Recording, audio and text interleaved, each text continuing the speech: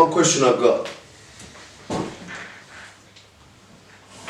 Who out of us 5 has not felt suicidal? Not for a long time. Not for a long time. Not for a long time, yeah. Definition of long time.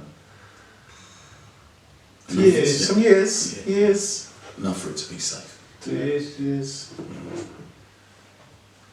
Well, for me, it's been about at least 20 odd years actually.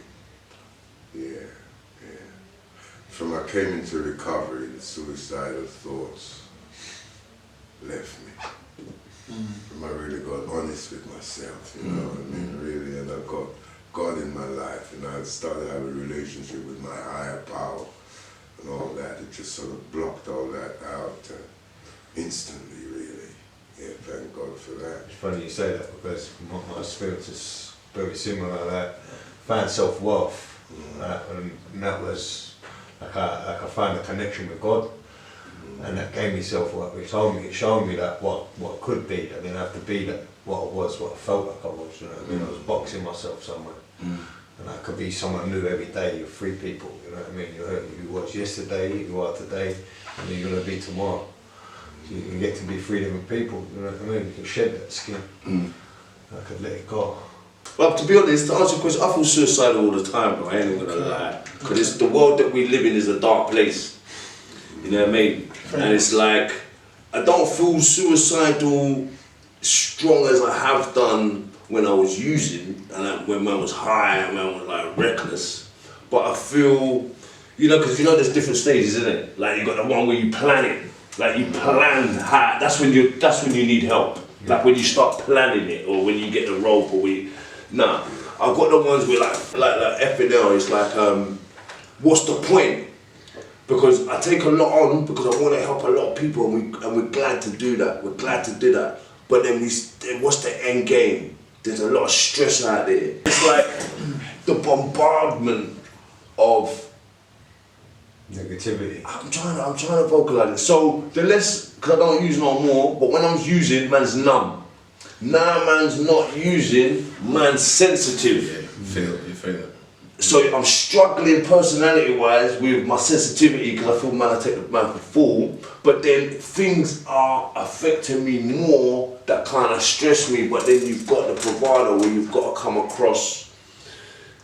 But also it's good, a good point to mention that when you are doing the drugs, you're escaping from reality. So as you just said a minute ago, when you stop taking it, now you have to deal with reality, and that can be quite difficult.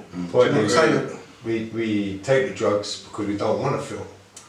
We numb ourselves. You said it. We numb ourselves because we don't, and we're sensitive people. We're all sensitive people. We're all spirits having a human experience. You know what I mean? So we're all sensitive. And we want to be our ego wants us to be tough and be hard out here. Do you know what I mean? So we have to put on this bravado, this shell, this mask. What we put on to go out there. Personally, I feel there's a lot of noise. A lot of noise comes in from media. You know, the phone and TV, marketing, because it's a dangerous thing. We are what we consume. And the most powerful weapon that any human being has is to turn it off. And once a person turns it off, then they can work out the truth for themselves. You know, but the noise, that bombardment is just not. It's not healthy. Yeah, right. While you're consuming it, you can't see it. You can't think. And then it overwhelms you. It overwhelms, and then you know you've got your Groundhog Day where you're just locked in. You know, in that same day, that same loop. People got to reach out more. Very important, very important. Life saving. Reaching out is life saving. Like I'm in thought because I'm thinking, what do I want if people aren't listening? If everyone gets the chance to hear what we're saying, what do we want to leave them with? You know what I mean? What sort of things do we want to leave them with? I'd like to pick up on the point about the suicidal thoughts and the relentlessness of it and so on, because I've been through that, and I thought, God, if this goes on for indefinitely, will I end up under a train eventually, or in that river? eventually or whatever. And because my thing wasn't about planning nothing, it's just like, oh, so the train's coming, jump. Or, you know, oh, just jump into the river. You know, I was afraid of crossing the bridges. I remember when I lived in Wandsworth, I couldn't walk across the Wandsworth Bridge, and I walked past Battersea Bridge, and I walked past. I was so afraid of crossing the bridges because, man, that urge, it's like something was pulling me. It's not just a voice, like you hear, they jump in, it's like as though it's energy. You know, it's like a magnet, you know, pulling me towards that river, pulling me towards the train, and I had to hold back. And you know something, but like I said, the moment I stopped relying on my own strength, because of myself, I'm nothing. You know, all my strength comes from the source, you know, and from I connected to that source really and truly and got honest and was prepared to just start all over again and clean up, you know, and absolutely clean up all stuff that I felt ashamed about talking about and horrified to talk about it. I let everything that came to me that I remembered, I got it out, all that, you know, these feelings of anger or of of rage or of toxic, whatever it was, you know, I had to get them out. And to be honest with you, when I got to that place where now my feelings, which I ran away from, you know, because I was afraid to go out to face the public and so on unless I had drink and drugs in me. I mean, suddenly, I embraced my feelings, I sat with them like I was taught to do in rehab and so on, and realized feelings don't kill you. And in fact, the feelings are an asset. They are an asset, and from I started to think that way, they have become an asset and not something that I run away from. You know, my feelings today, I can feel, you know, like you feel when something is wrong or something is right. You know, there's a, you know, my feeling, I can express compassion towards someone. These things are not things to be ashamed of. You know, I can feel your pain and so on and so on. It's a beautiful thing.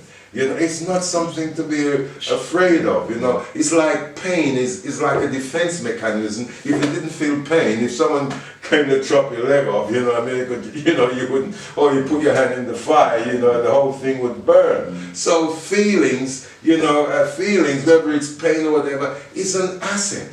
It's not, you know, it's a defense mechanism. You know what I mean? Instead of running away from it, that's what drove me insane. You understand? Running away from myself. You understand? Because I'm feelings that from we were happy, you know, we really, you know, we accept our feelings and say, yeah, man, this is really good, man. It's good to be able to feel. You know what I'm saying? All this stuff about being like a bitter stone and all that sort of shit. It's no good. I've seen where that's led people. It's led people to do the most horrendous things in the world when you ain't got no feelings. Like I did horrendous things. Thank God I didn't go any further than where I got to. But, you know, didn't have no feelings for myself. That's why I ended up being homeless. You know, didn't have no feelings. That's why I didn't go and see my children. For one day my son called me. He said, I haven't seen you for 11 years. What's the matter? Where you been? What's going on? And all that sort of thing. So feelings is an asset, not a liability. Pain is growth. Absolutely, we grow through that. You can't grow unless you go face the pain. You got to embrace it, and you got to be grateful for the bad as well. What was your starting point? Just if we're on that topic of like people's recovery. My recovery, I hit rock bottom, like most people. That you come to a point where I couldn't face my kids. I was hiding from them in the house. I was hiding from them. That's the truth of it. That I couldn't face them because I was on drugs. And I'd been in a bad situation at night and I got scared. A couple of people tried to rob me. They didn't rob me, they didn't get anything off me, but the fear drove me mad. I was angry.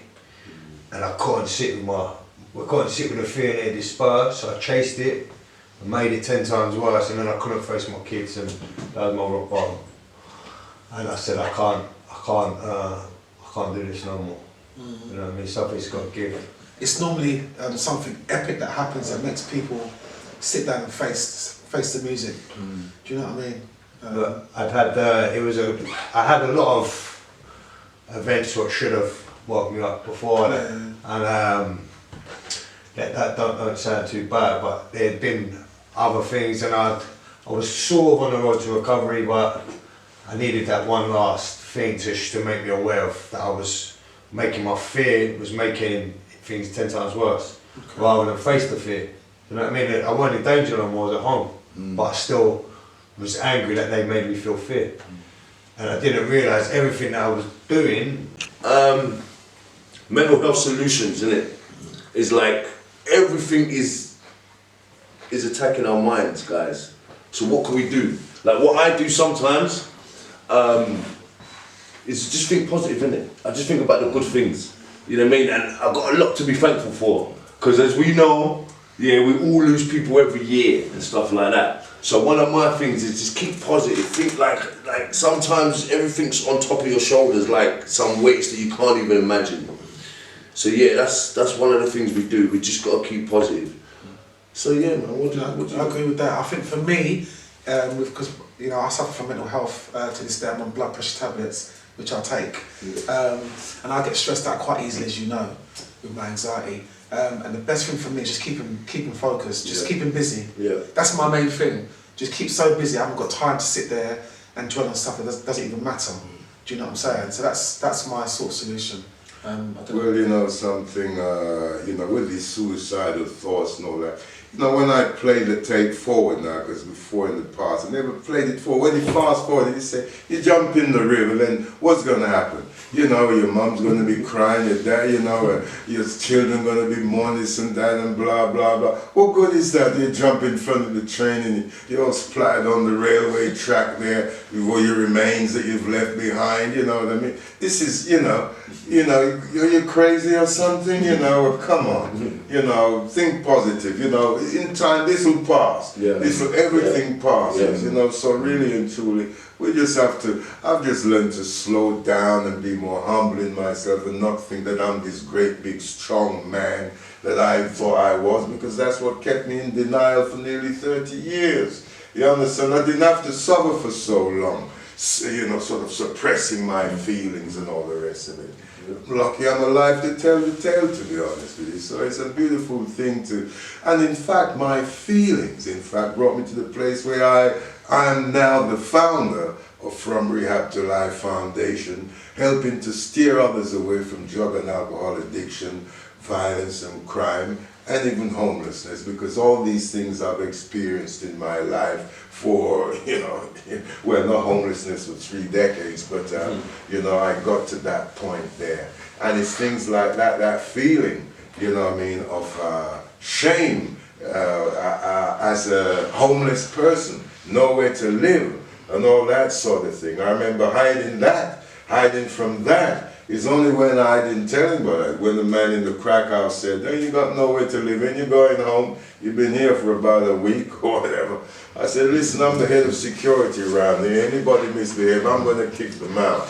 You know what I mean? This is the kind of bravado you put on, trying to, like as though you're some tough guy really, and you're crying inside, you know what I mean? And you're crying with the alcohol, and you're crying with the cocaine, and after a while, not even that worked.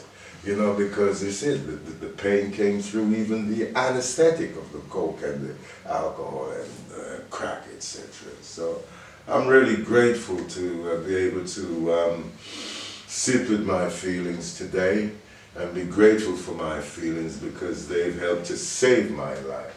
Whereas this hard man thing nearly destroyed me completely. I take a cold shower every day. It simulates hypothermia and drowning, releases all sorts of good chemicals in your body, keeps you fit and healthy, aids your recovery from physical exercise. Wim Hof, go and research Wim Hof. Sorry? Wim Hof, yeah, it's good. the Wim Hof method. Is that similar to when they do the freezing cold air? No. What he does is the breathing exercises. So you do it's alkaline breathing. So what you're doing is you're getting your body into a natural healing state, and out so you're shortening your breath. Big deep breaths. You get in the cold shower. The cold shower takes your breath away. Yeah. Yep. It don't take my breath away anymore when I get in the cold shower because my breathing is on point. So if I can go through that situation in the morning, it sets me up for the day. I go out and then I've got a split second because I used to be a very angry guy. I'd be. I think we all were. Yeah, but I'd be in a situation before I even knew that I was what was going on because of like how I was. And now I've got the time that I can breathe. Do you know what I mean? That bit in the morning that gives me the distance what I need to get me through the day. You know what I mean? I think that's something everybody can do as well. Let's say one person commits suicide every 40 seconds, isn't it? So I think I'm going to challenge you all here today. Do 40 seconds of cold shower every morning for 40 days. Do it for the people that commit suicide. Try it. I'm telling you, it's life-changing stuff. I've tried it for 3 days, right, to be honest. And listen, it's not easy, But in saying that, once... Did you scream? I didn't scream, I tried not to. Embrace the cold, you make the cold your summer, do you know what I mean? And it's about shock, it's about these things that you're just giving your ego a slap. Yeah. In the first thing in the morning, because everything's ego, I'm not having that, he's not wearing a watch. Everything's your ego. So if you can separate yourself from your ego and become your higher self for the first 5 minutes of the day, you're set up right for the day. And that's an amazing thing actually to say that, because that's how you start your day off. Right? But you also do the on Sundays you go to I go Part to of the Hill. though, got the outdoor cold water swimming, you know what I mean? And what do you do? Like we sit there 5 minutes, we do our Wim Hof breathing. Yeah. In the water. No, you do it at the side of the water, so before you get in, you're warming from your core inside out, do you know what I mean? So you're like a battery, you get in and it's freezing cold, 3 degrees, we've been getting in there, it's 3 degrees there, it's cold. But everything's telling me I want to jump out, but I know this is good for me. Yeah. Like, how many things have we done that's bad for us? And it was painful while we was doing it, but we still did it. But we don't want to get in the cold water, and you know it's going to be good for you. We can heal ourselves. We don't need medicines. Absolutely. We don't need anything external to us. Everything's within. That healing's within. Everything's Absolutely, within. brother. And you just reminded me of something here, which was I had an overactive thyroid. I thought I was dying, and I felt like, I said, man, this must be like how you feel when you're 100 and odd years of age. And I remember I was about 40 odd years of age at the time, and anyway, the fact of the matter is that that was the first time, and the doctor gave me some medication that helped it, but later on, when I got it again, you know what I did? I was already practicing prayer and meditation, and for 9 solid years. See, there's different ways of getting to that place. You know what I mean? You've spoken of one way, but that's not the only way. There's many routes to recovery.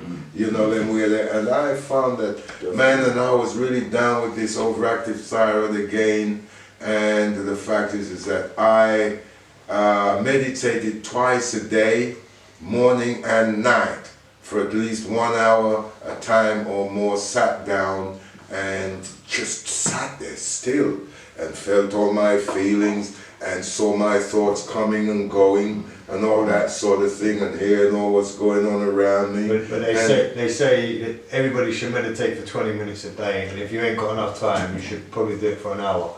Well, I tell you something. But what kind of yoga is that? Because obviously there's different variations of yoga and meditation. So if someone like myself wanted to get into sort of like meditation to help with my anxiety, what steps would I take? Guiding. Well, you know, it's very simple. See, when you start getting technical on the meditation, you see, when I was doing wicked things or whatever, that was a wicked meditation. You know, when you just have to just sit still, you block out as much as you can, you know, business and this and that and girlfriend or whatever, you know, and you just be in the moment. You know, be in the moment and don't get carried away by your thoughts. Don't hold on to any thought, you know. And I can only speak of the way that I went through it. And really and truly, I know that after 18 months, I'm going to the hospital every 3 months for a blood check, and they prescribed me some medication which had heroin in it. And I said, well, I'm in recovery. I'm not going to take it because that's going to trigger me back to using again. You know, so I just prayed and meditated for 18 months. And after the 18 months, I remember the guy said, oh, after the blood test, oh, you're all right now, the drugs work. I never told him that, you know, I never took those drugs, you know. So this is the power of prayer and meditation, brothers, you know, and the very powerful thing, because this is higher power thing here. We're getting one with our higher self. You know what I mean? Like you said, we're letting go of the ego and all these thoughts and all these things and going, these distractions. We've got blockages as well that block us from our higher self.